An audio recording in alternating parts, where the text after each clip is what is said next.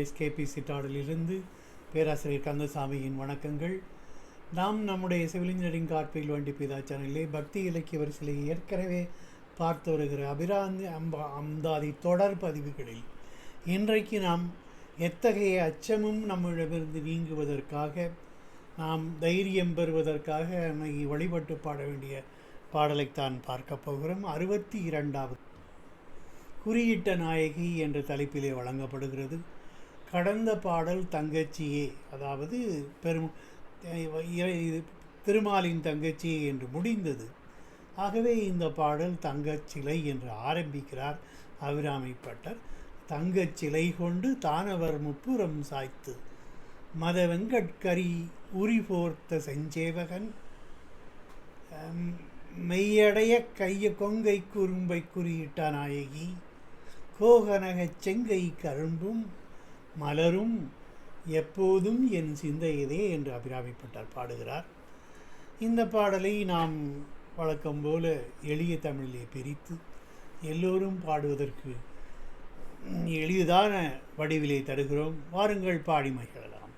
தங்கச்சிலை கொண்டு தானவர் முப்புறம் சாய்த்து மதவெங்கட்கரி உரிபோர்த்த செஞ்சேவகன் மெய்யடைய கொங்கை குறும்பை குறியிட்ட நாயகி கோகனக செங்கை கரும்பும் மலரும் எப்போதும் என் சிந்தையதே என்று அபிராமிப்பட்டர் பாடி பரவசப்படுகிறார். ஆகவே இந்த பாடலினுடைய சின்ன சின்ன சொற்றர்களாக பிரித்து அவற்றுக்கெல்லாம் நாம் பொருள் தெரிந்து கொண்டு அதன் பிறகு நாம் இந்த பாடலினுடைய பொழிப்புரையாக பார்த்து விடலாம். செஞ்சேகவம் என்றால் அஞ்சாது எதிர் நின்று கொள்ளுகின்ற வீரம், அஞ்சியாது எதிர் நின்று கொள்ளுகின்ற வீரம். ஆகவே இறைவனை செஞ்சேவகன் என்று குறிப்பிடுகிறார். கரும்பும் மலரும் சிந்தையது, இவை இரண்டும் தொகுதியேற்றுமை. கரும்பு விலையும் 5 மலர்கணங்களை மலர்களாலான கடைகளையும் ஏந்தியவள் அன்னை என்பதாலே தங்கச்சிலை கொண்டு என்றால் மேருமலை எனும் பொன்னாலாகிய மலையே வில்லாக ஏந்தி கொண்டு அதன் பிறகு தானவர் முப்புறம் சாய்த்து அட்டூழியம் செய்து கொண்டிருக்கிற அசுரர்களின் அகந்தையை அடக்குவதற்காக அவர்களின் திருமரக் கோட்டையை தன் பார்வையாலே எரித்து அழித்து மத வெங்கட்கரி போர்த்த, மத வெங்கட்கரி என்றால் மத யானை, மதம் பொருந்திய சிவந்த கண்களையுடைய யானையின் கரிய தோலை போர்த்திய செஞ்சேவகன் மெய்யடைய எதிர் நின்று சமர்புரியும் சிறந்த வீரனான சிவபெருமானுடைய திருமேனியெங்கெல்லாம் திருமேனி முழுவதும் கொங்கை குறும்பை குறியிட்ட நாயகி, நின் குறும்பைகளைப் போன்ற கொங்கைகளின் அடையாளத்தை பதித்த பிரணவ ஈஸ்வரியே. பிரணவம் என்பது முதல் வேதம், அவளே முதல் வேதமாக இருப்பதால் நாயகி என்பது ஈஸ்வரியை குறிக்கும்.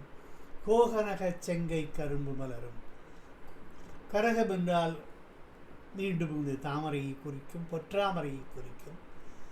பொற்றாமரைகளாகிய உன் சிவந்த திருக்கரத்திலே ஏந்திய கரும்பு வில்லும் மலர்கணைகளும் 5 மலர்கணைகளும்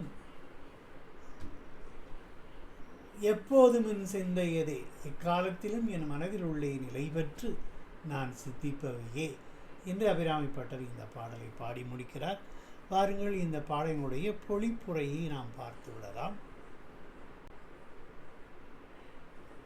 வேறுமலை எனும் பொன்னாலாகிய வில்லினை ஏந்தி கொண்டு அசுரர்களின் அகந்தையை அடக்க அவர்களின் திரிபுரக் கோட்டை கண்ணாலேயே பார்த்து எரித்து அதனால் சிவந்த கண்களை உடையவர் என்று கூட சொல்லலாம்.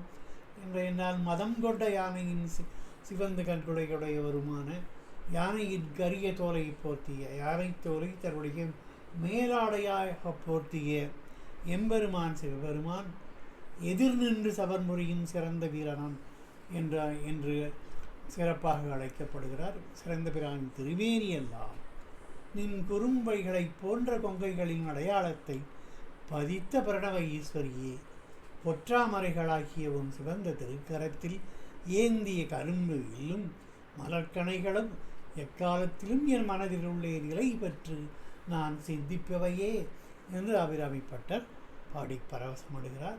இதற்கு தமிழறிஞர் கீவாஜா அவர்கள் எம்பெருமாட்டி சிவபெருமானை தனக்குரியவள் என்று அவன் திருமேனி முழுவதும் குறியிட்டாளாம்.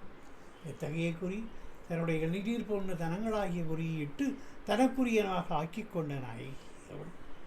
மற்ற சமயங்களில் சிவபெருமானை தழுவினால் மார்பில் மாத்திரம் அடையாளம் இருக்கும். ஆனால் தான் தவசிருந்த போது சிவலிங்க வடிவில் இருந்த சிவபிரானை ஆர்வத்தோடு அணைத்து கொண்டபடியினாலே அவன் திருமேனி முழுவதும் அவளுடைய அடையாளக்குறி அமைந்தது. இது காஞ்சிபுரத்தில் நடந்த நிகழ்ச்சியை எண்ணி பாடியது. அதாவது மணலாலே சிவலிங்கத்தை பிடித்து அன்னை காமாட்சி காஞ்சிபுரத்திலே தவம் ஏகாம்பரநாதனை நோக்கி தவம் இருந்தபோது சிவலிங்கத்தை அணைத்து பிடித்ததாக ஒரு வரலாறு உண்டு. அந்த வரலாற்றின் அடிப்படையில் இந்த பாடல் அமைந்துள்ளதாக கீவாஜா குறிப்பிடுகிறார். அம்பிகையின் திருக்கரங்களே பொற்றாமரைகள் போல் இருக்கின்றன. அத்தகைய கரங்களில் கரும்பு மலரும் இருக்கின்றன. அந்த இரண்டும் இனிமை உடையவை. கரும்பு வாய்க்கு இனிமையான சுவை தருவது, மலர் நாசிக்கு நறுமணம் தருவது. இந்த இரண்டையும் எண்ணுபவர்கள் உள்ளம் இனிமை பெற்று என்றும் அவற்றை எண்ணிக்கொண்டிருக்க வாய்ப்புண்டு.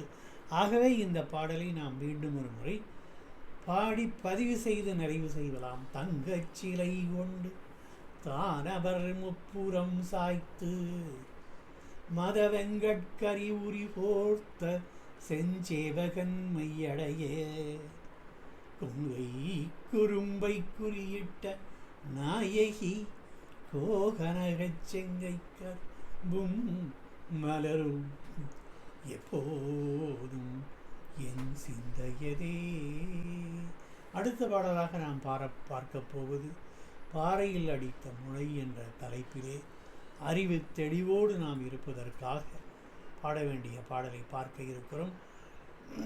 அதுவரை உங்கள் எல்லோரிடமிருந்து சப்ஸ்கிரைப் செய்து நம்முடைய சேனலை தொடர்ந்து பார்த்து வருமாறு வேண்டிக் கொண்டு விடுகிறேன். மீண்டும் சந்திக்கலாம். வணக்கம், நன்றி.